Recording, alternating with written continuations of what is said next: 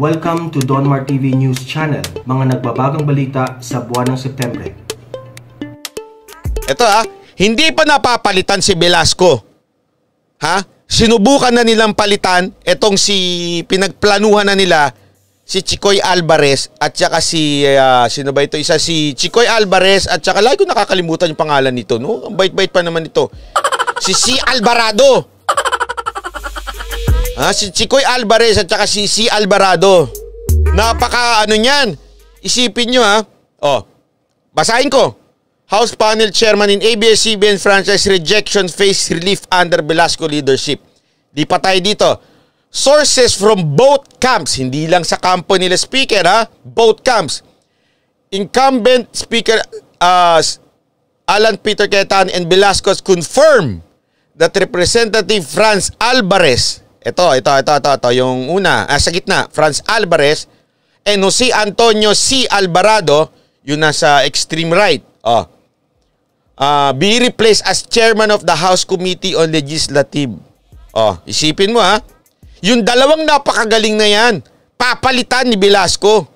The Velasco camp is reportedly eyeing a revamp of the committee chairmanship assignments to make the process equitable and fair to all political parties belonging to the Duterte bloc. Quezon City Representative Alfred Vargas will replace Alvarez. Sino ba ito si Vargas? Quezon City Representative Alfred Vargas, an actor who started his career as a member of ABS-CBN, is reported replacement for C. N. Alvarado. Tingnan mo sasabihin natin, hindi na pwede. Sabi nung isang tulongis na vlogger, hindi na pwede. Binasa natin, pwede. Tinanong ko din ito, okay? Tinanong ko din ito sa, ayoko na lang pangalanan siya. Isang congressman, okay? Isang congressman na kasama dyan. Hindi ko na lang sasabihin ko sino, kung pwede o hindi. Ang confirm sa akin, pwede. At yung step na sa dami-dami ng ipapalit. Napaka-importante nitong committee na ito Sa dami-dami ng ipapalit, ito pang artista ang papalit mo, artista ng ABS-CBN. Anak kayo ng tutsa. Ano to? Tanga-tangahan lang? Tanga ka? Bobo ka? Hindi mo maintindihan yung galaw na ganyan, galawan na yan? Bakit? May pangarap kasi, yung isa dyan, yung papalit, may pangarap niya maging senador. Di umano. Ayan di umano. Ala nyo Di umano. May pangalap tumakbong senador yan. Galawang Leni Robredo din yan ambisyoso rin yan. Isipin mo hindi nga yan naging leader ng kahit ano, biglang gusto maging speaker, sumipsip yan ng todo sa pamilya Duterte. Ang sabi nga di ba, ginagamit pa nga, madalas daw ginagamit, sabi kanina sa pagdinig, ang pangalan ng Pangulo at maging si Pulong. Kaya nga naggalit, napikon si Pulong Nag-post, nag-text siya na doon sa group chat nila sige na, babakante ko na yan. Totoo naman to mga to, nakinig. Akala nila totoo. Ganyang kaloko itong mga ito. Sabi ko sa inyo this is not just about speakership. This is about ambition of someone who wants to be a senator someday. Magpapasiklab, gustong maging senador. Tapos syempre kailangan niya ng nakita. Di nyo napansin? Bakit biglang babawi sila ngayon? Medyo bumabawi.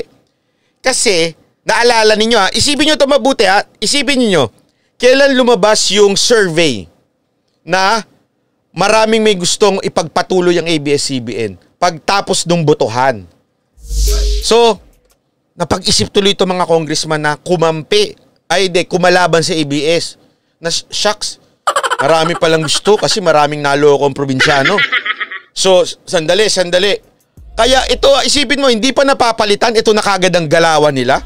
Gusto na nilang palitan kagad itong dalawang nagpabagsak sa ABS-CBN. At saka yung mga kaalyado nila. Bakit? Na-realize kasi nila na gusto ng taong bayan, kuno, di ba? Through the survey, na ABS-CBN ay magkaroon ng franchise. So medyo babawi sila ngayon. May ambisyon itong itong incoming leader na ito, ha? May ambisyon. Di umano. Di umano. May ambisyon daw ito maging senador. Kailangan niya ng media. Kasi remember, ang Senate, national yan eh. Malakas pag media ka. Naku, sabi ko sa inyo, sabi ko nga madumi ang laro sa politika eh. Isipin mo, ano ba naman yung magkalaglagan lang ng konti? Kasi ito bibigyan ko kayo ng example. Ganito kasi yung nasa isip ng mga politiko. Sila, sip-sip lahat yan ngayon kay Pangulong Duterte. Lahat yan sasabihin, close ako. Close kami kay Pangulong Duterte kasi mataas ang rating siya. Close ako dyan. Presidente yan. Close ako. Kaya nga, hindi nyo ba alam yung... kilala nyo yung 2 beses nagpabinyag para lang maimbitahan yung Pangulo? Kilala nyo yun. I-research nyo yun. 2 beses nagpabinyag. Ang kanilang anak para maimbitahan lang yung Pangulong Duterte. Para lang makasipsip ng todo. Pero once the 2022, alam nilang bababa na si Pangulong Duterte. Kaya kailangan, kanya-kanya na yan. Kanya-kanya ng, salbahan na ng sarili ito. Kanya-kanyang karir na ito. Bahala na kayo sa buhay nyo. Basta itong karir ko, tutuloy ko. So, kailangan nila ng kapit. Saan? Media. Lalo na pag national, ang hirap po. Ang hirap manalo pag hindi mo kapit ang media. Sa tingin nyo, walang baka lang na ba hindi ko sinasabi. Baka may nangyaring mga deal. Kaya ako ba ang nagsabing ibabalik ang ABS? Hindi, balita yan nagsasabi niyan, hindi ako. Sabi nga, if there's no smoke, there's no fire. Diba? Sabi ko sa inyo, malakas ang ABS-CBN sa mga politiko. Kaya alam nyo, we are so blessed to have these 2 leaders, itong si Chikoy at saka ito si Alvarado at siyempre sila Marcoleta, yung mga marami pa sila dyan sila Marcoleta, marami pa sa akin niya, sa totoo lang, kung mayroong magandang speaker dyan, pwede pa si Marcoleta Hindi naman gusto, ako, pustahan ko sa inyo, ang prediction ko, yan si speaker bababayan. Ipupusta ko sa inyo, may isang salita yan. Sinabi niyang bababa siya. Sa tingin ko bababa yan. Kung meron man akong gustong maging susunod na speaker dyan, pwedeng si Congressman Marcoleta, talagang iba ang utak noon. Yan ang gusto ko maging speaker. Pangalawa, si Pulong Duterte siyempre. Pero ito, pauupuin mo to si Velasco, alam mo ng ambisyoso pala. Pambira, Si Defensor, pwede rin speaker yan si Defensor. Yung tipong alam mo, kasi merong paninindigan. Yung alam mong hindi politiko. Kaya nga tingnan mo, di ba si Defensor, panay ang banat niya. Pag may mali, talagang babanatan niya. Yan ang mga pwedeng speaker. Pero si Velasco, nananahimik. Kesyo, ito. Baka naman sabihin ninyo, hindi ako patas. Okay? Basahin natin yung niya, yung kanyang, ba to? Sandali, ha? Ano ba to? Sira ulo ito, Wait. Ito. Ay. Hanapin natin, ha? Sandali, ito. Sandali lang, ha? Babasahin ko, baka sabihin ninyo, hindi ko binabasa yung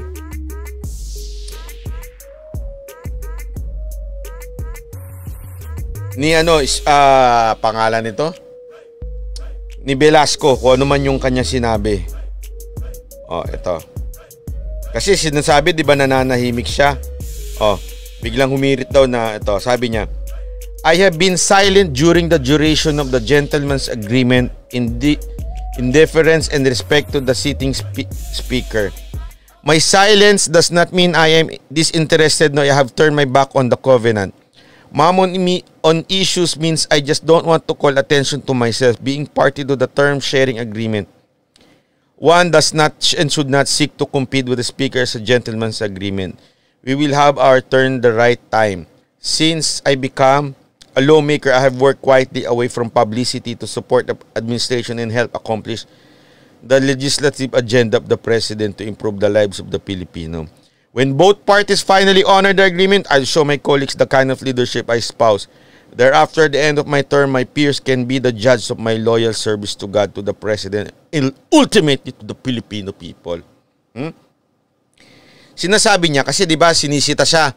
Ewan ko kung napanood niya yung ating ang tahimik niya, diba? Bakit siya tahimik? Ang sabi niya, tahimik ako kasi ginagalang ko yung kasunduan namin kay Pangulong Duterte. Katawa ako Sabi ko, Kuya, hindi ka namin pinupuna dahil tahimik ka doon sa speakership term sharing nyo. Pinupuna ka namin dahil tahimik ka sa issue ng ABS-CBN, sa issue ng Meralco, ang dami-daming issue ng tubig, tahimik ka.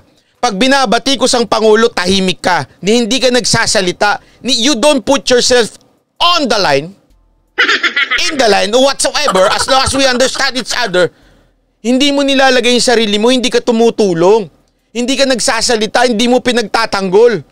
Tapos sasabihin mo, tahimik kasi ako, ginagalang ko lang ang speak. Wala kaming pakialam dyan. Hindi yung term sharing, it will come. Okay? Walang sinasabing hindi mangyayari yan. Bababa si speaker, yan ang sa tingin ko. Ang point, tahimik kang, hindi mo man lang, wala kang ginawa. Hindi mo pinagtatanggol ang ating Pangulo sa lahat ng batikos. Sa lahat ng issue, tahimik ka. Imposible namang kasi, ganito kasi yan, alam mo ang tawag mo dyan? Eran yung parang jowa. Isasample ko si Velasco sa inyo sa parang jowa, ha? Yung sa jowang nakikipaghiwalay. Alam niyo yung mga lalaking nakikipaghiwalay? Sasabihin nila, alam mo kasi, ang problema, it's not about you, it's about me. Ako ang problema. I will find myself. May pag ganyan-ganyan pa. Titingnan ko muna ang sarili ko. Hirap na hirap ako, ganyan. Yan yung palusot Tapos sasabihin niya, hindi, babaguhin ko muna yung sarili ko. Yan ang mga palusot ng mga boyfriend nakakapaghanap na ng iba. Sasabihin nila, hindi, maghiwalay tayo kasi ayusin ko muna ang sarili ko. Kuya, kung gusto mong ayusin yung sarili mo, habang kayo ng jowa mo, dapat inayos mo na. Magpapalusot ka pa na, hihiwalay mo yung jowa mo, tsaka mo aayusin. Yan ang palusot ng mga jowa ang nakapaghanap na ng iba. Kunwari, hindi kasi, alam mo, may problema ako sa aking sarili. Aayusin ko yung sarili ko. I'll find myself. Kaya maghiwalay muna tayo, muna tayo, cool off muna tayo. Palusot ng mga jowang walang yagballs yan. Koko yung babae, gusto mong ayusin, bakit di mo inayos nung tayong dalawa magkasama? Aayusin mo ngayon, gusto mong humiwalay sa akin? Pagkatas mong sabihin na I love you, I love you, I love you. At sinuko ko naman sa iyo ang bandera ko. Lahat ng pinagawa mo, ginawa ko. Tapos sasabihin mo, aayusin mo ang sarili mo. Pagkatas mo na ako na lahat. Diba ganyan naman? Ganyan na ganyan siya sabi ni Velasco. Hindi, tahimik lang kasi ako kasi ganito ko. Pag perform ako ng maayos pag naging speaker na ako. Hala ka kuya, ba't di ka nagmaayos kahit hindi ka pa speaker, kailangan mo ng speaker? Bigyan nyo na nga ng speaker yan. Mas maganda yung boss speaker It's either boss o JBL para bumabayo. Boom, boom, boom, boom. Kakairita May pag ganyan-ganyan. Ouch, tama ka ba? Ganyan yung sinabi ng ex ko tapos nalaman kong may iba na siya. Kayong mga babae, huwag kayo nagpapaniwala sa lalaki. Ayusin ko muna yung sarili ko cool off muna tayo. Hindi ang ibig sabihin lang yan. Ang ibang lengguwahe niyan, sawa na ako sa'yo, nakahanap na ako na mas iba. Makatikim naman ako ng iba. Ganun naman talaga yan. Sasabihin ba sila, hindi, hanapin ko yung sarili ko. Ako talaga may problema, hindi ikaw. Hindi, ikaw ang may problema. Masyado mo sinakal yung tao o kaya masyado mong tapos yun na yun.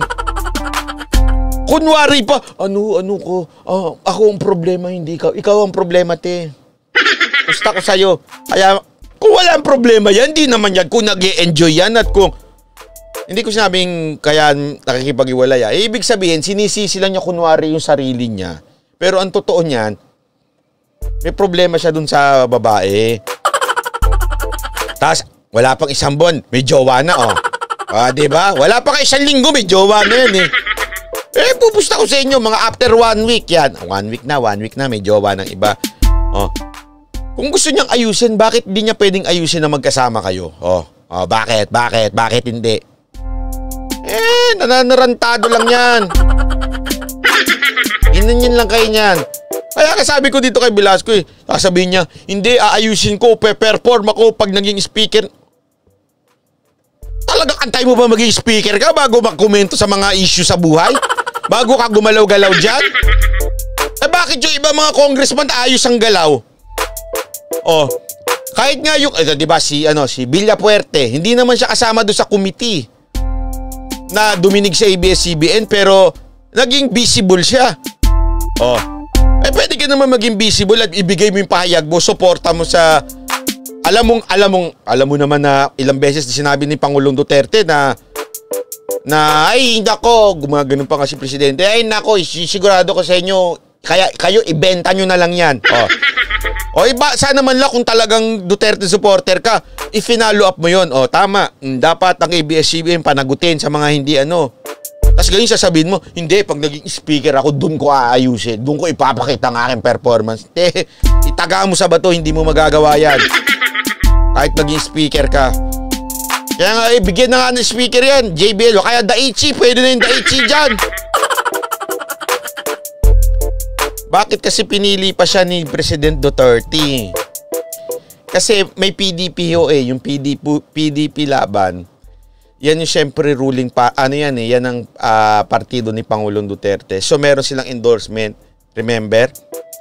Gaya nga tingnan mo ultimo nga si Romualdez sinubukan nilang tanggalin. Ito kasabay. Ang sinasabi kasi ang sinasabi ng Congress, okay? Ang mga committee heads, hindi yan nanggaling sa isa, may mga PDP yan, may partido ni Romualdez. Diba si Romualdez, Marcos yan. May isipin nyo Deputy Speaker ni Cayetano ay si Romualdez. Kanang niya yan? Kanang tagi niyang kasama yan. Ano yan? Marcos yan. Kamag-anak pa nga ni Marcos yan. Ibig sabihin, kaya nga sabi rin kanina pati to pangalan nito si Velasco, inalok din ni Speaker Cayetano na sama-sama tayo. Yung speakership, pag nyo isipin niya, kailangan ka maging speaker para magtulungan. Hindi. Buti pa ito si Romualdez, nakipagtulungan. Ginagawa ngayon ni Velasco? Gusto niya rin tanggalin si Romualdez. Kaya nga nagagalit yung iba mga congressman Bakit? Sandali, akala ko ba speakership lang ang term sharing, hindi yung mga komite? Bakit lahat ng leader ng komite, mga heads ng komite, tatanggalin mo? Bastos Alam mo yung ibig ko sabihin na, sandali, lahat ng mga head committee, hindi lang may hawak, kapartido ni Speaker. Kasi maliit lang naman yung partido ni Speaker Cayetano Ang mga naandun, partido ni Romualdez, partido ng PDP, kahit nga minority, meron silang hawak Bakit? Kasi ganun si Speaker Wala yun sa partido. As long as you're performing good, well then, tuloy mo yan para sa bayan. Bakit? Pag naging maayos, tingnan mo kaya nga ngayon, pag sinabing sabi ni President, ipasa to, pasado kagad, nauuna ang Kamara kaysa sa Senate. Kasi lahat coordinated, lahat binigyan ng posisyon ni Speaker, kahit lahat ng mga doon may House Committee head sila. Ito si Velasco, nagagalit yung ibang mga congressman, sandali, ang term sharing is speakership lang, bakit lahat papalitan mo? Ngayon pa lang, pinipwesto niya na yung mga tao niya. Bakit? Alam mo naman, pag committee head. Alam mo naman, di ba? Ayan nga sa akin ewan ko, ito. Ako honestly, I want speaker to bumaba talaga siya sa pwesto, tapos magbotohan kung sino gusto ng mga congressman. Yan ang gusto ko mangyari. Di iboto nila si Marcoleta, iboto nila si Defensor, pwede yung mga yan eh. Wag lang si Velasco. Ang bihira. Ngayon lang nagising yan nung budget na. Biglang, tulog-tulog. Yung lahat ng mga kaibigan niya tulog-tulog. Budget na! Ay, gising na! Gising na! Budget! Magkano makukuha mo dun sa distrito mo? Paano? Ha? 2 billion lang sa akin? 8 billion sa'yo? Di naman ata mas maganda yung lugar ko sa'yo kesa sa Taguig. Di ba? Nagising nung budget na. Pero noong una, tulog nga kayo. Tulog. Wala magsasalita. Let's play safe. Grabe ang po. Sabi ko, sa lahat-lahat, ito kaya, hindi ako inaano dahil kakilala ko yung speaker, hindi yun Nabibuisit ako nung nabasa ko ito. Mantakin mo, ang tahimik niya doon sa ABS-CBN. Tapos ito pa ang balak niya ibalik. Ipalit doon sa dalawa. Itong dalawang to, ito yung dalawang, ito si Chikoy at saka to si Alvarado. Hindi sila bias di ba napanood nyo naman yung ABS-CBN na committee? Hindi naman sila bias Talagang dininig nila lahat ng mga sides. Napaka-professional nila. Tapos biglang, sige, para maibalik, balik natin dito sa isang, sino ba ito? Si Vargas. Grabe. Nako. Actually, meron, ito nga yung sabi nung wait lang, babasahin ko sa inyo, babasahin ko. Ito wait lang. Ito. Sabi, tinanong ko kasi kung pwede. Ito. Ngayon, sa posibilidad na ibalik or bigyan ng franchise ang ABS-CBN kung si Lord ang naging speaker, pwede ba? Pwede. Paano? 1. Tulad na sinabi ng mga congressman noon, pwede naman dalhin yan sa plenary at mapag-usapan ng buong Congress. Tandaan nyo, hindi umabot ng plenary kasi nasuplak na sa committee level. Committee level yung maliit, tapos plenary. Okay? Committee, tapos plenary. Okay? So, di ba noon na pag-usapan na pwedeng dalhin sa plenary, Congress at i-overturn ang decision ng committee. Remember, membro nito para maipasa. Remember, walang nagbawal na mag-apply uli ang ABS. Legal na gawin ito. Isipin nyo yan Pwede pa talaga. Yan ang sagot ng isang kongresista sa akin. Tinanong ko kasi, sabi ko, ayoko magmagaling. Kasi ayoko yung yung magsusut lang ako ng salamin, tapos may mga libro sa likod, tapos magla-live, magmamagaling. Hindi na pwede na magano ng franchise ang ABS-CBN. Di man ako congressman Paano ko malalaman yun? So, sabi ko, ayoko magmagaling. Naghanap ako ng mga congressman na mag-explain sa akin. In-explain sa akin. Pwede talaga. Basta mapalitan ng lahat ng leadership, pati mga membro ng committee. Kita nyo na? Wala. Sabi ko sa inyo, delicates tayo dito kay ay nako. Kaya remember this pag yan naging, itagaan nyo, pag yan naging speaker, tingnan nyo. May galaw ang mangyayari na may balik ang ABS. May move na gagalaw na, unless may mga kumontrang mga congressman. Nasabihin nila, wag nyo nang pakialaman yung ABS-CBN. Pero antay tayo, tingnan nyo Tingnan nyo. Sabi ko sa inyo